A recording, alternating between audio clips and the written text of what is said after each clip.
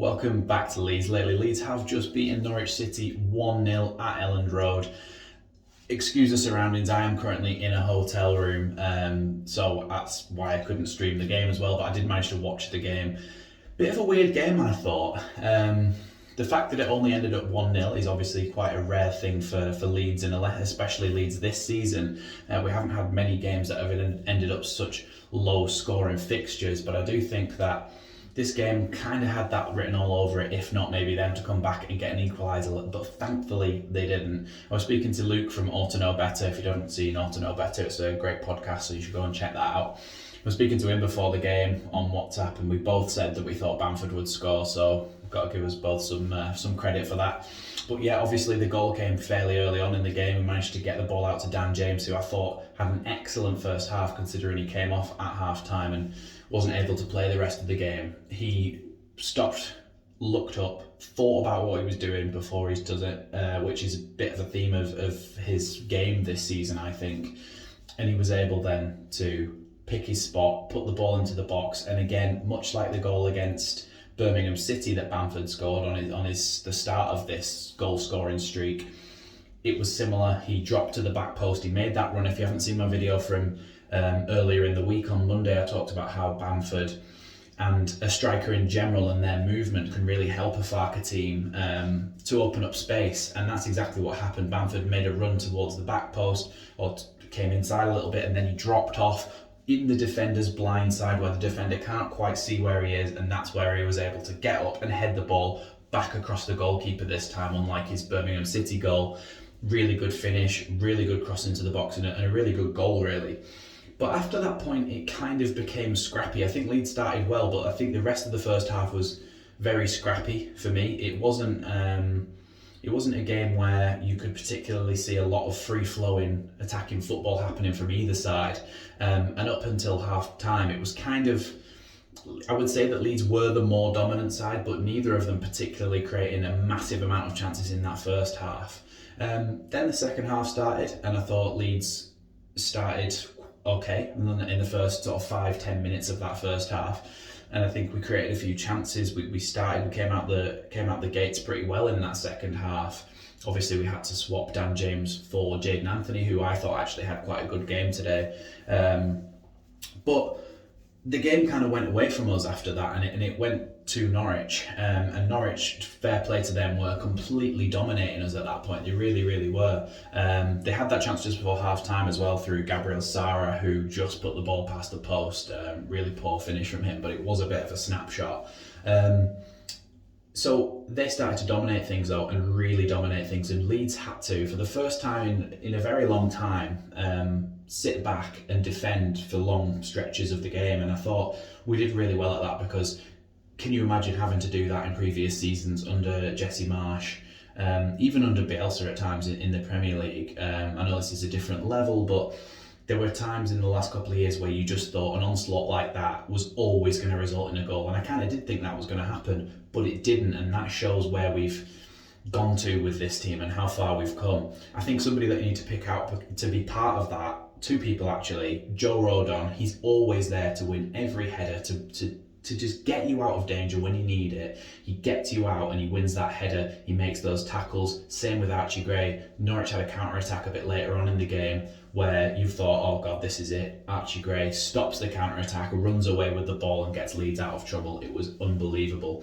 Archie Gray, another one who, obviously, like I said, Dan James had a really good game. He came off injured. Archie Gray had a really good game. He had to come off injured right at the end, but he was limping off with an arm around a physio and proper dropping the shoulder limping when he came off. So hopefully he's back soon, because he's been fantastic for us this season. I thought again he was brilliant tonight, and especially in the first half, his link-up play on the ball with Dan James was excellent. In the second half, we saw more of his defensive game, and I thought that came through really well from him.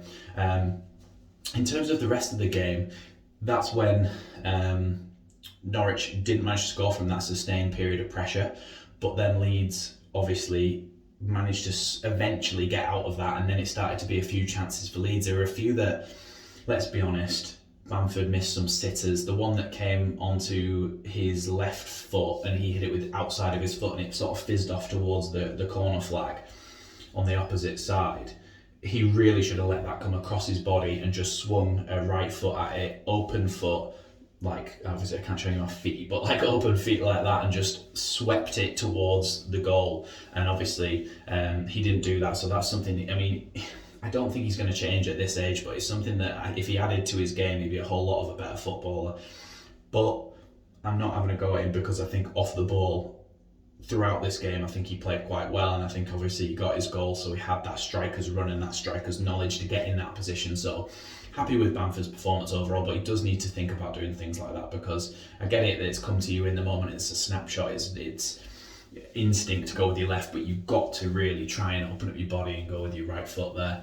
I thought Somerville and Jorginho again were really, really good. I thought Gruev was good. Ampadu had a good game, wasn't anything outstanding, and I thought Firpo was actually really good again. I think Firpo's really found his level, to be honest.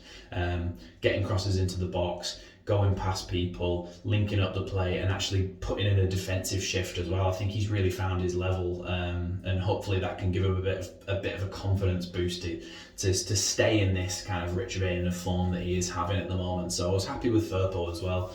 Glenn Kamara was okay without being fantastic. He was good, he was solid, he was what we needed, and he wasn't bad enough to be taken off. I think he was just a solid average performance from Glenn Kamara. So I think it's important that we recognise that these players can't play fantastically well all the time, but that they are allowed little dips. But the thing this season has been that when these players have little dips in form, the dips have never been too low. In previous seasons, you've seen the graph going along like this, and when someone has a terrible game, it's right down here off the screen. When someone has a good game, it's up here. Whereas this season, everybody's been a little bit more along this bar, lowest and highest, and nobody's really gone too horrendous in terms of their form. So I think that's something really important as well, is that maintaining the form, and I think that comes down to the fact that they know what they're doing in a certain system, is that they always have that to rely on. So when Glenn Kamara thinks, oh God, I'm not in form at the moment, I can't make these magnificent passes that I might need to make to try and get the crowd going or whatever, he knows that Archie Gray is on his right, he knows that Gruev is on his left, he knows that Jorginho's going to come short and offer him the ball. These players will know exactly what the patterns are of their teammates, and then it just allows them to have that little bit of extra confidence in their ability to find a pass. I think that's why you've seen as well our pass percentage completion rate has gone up so much this season. Jaden Anthony obviously came on as a sub as well. I haven't mentioned him. I think I did mention him earlier, but I think he had a good game as well. I think he put a shift in. He did some good stuff. He drew some good fouls by trying to beat a man. And I think also Jorginho, I know I've mentioned him, but some of the stuff he was doing, he was brilliant, but then it was maybe one or two touches too many, and that's when he would lose the ball, and then that can be a little bit frustrating. But there were times where he did win the ball back, and the one where he bodied a player out on the right wing and then came back, gave the ball to Firpo, and that's when Firpo had a shot that was well saved by Gunn. But I do think we created enough chances to win that game by more goals than we did, but it was just that you could easily see Norwich coming back in and scoring a goal at the end. Thankfully they didn't. Refereeing performance, poor again. I think a lot of decisions should have gone Leeds' way that didn't, and even decisions that probably should have gone Norwich's way as well didn't. So we were just not giving anything to anyone when it really should have been. And then also, I know that there was a bit of extra time.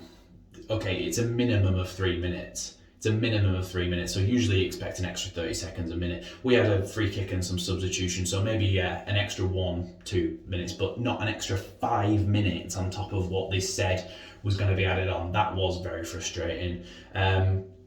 But yeah, Leeds have won again, and we're on a streak now. We're on a victory streak, and we're still unbeaten at Elland Road, so that's fantastic. All in all, a good day at the office. Leeds have won again, and they continue that charge towards that glorious second place finish that we're looking for. I will be back for the Plymouth game, so that will be a live watch along and a match reaction that day as well, so join me for that. But yes, thanks for watching. I know it's been very echoey, a bit different to usual, but you should still be the same baseline of content, just in worse conditions. It'll be nice and crisp again on whenever it is Saturday, Sunday we play. So thanks for watching Leeds Lately, and I'll see you in the next one.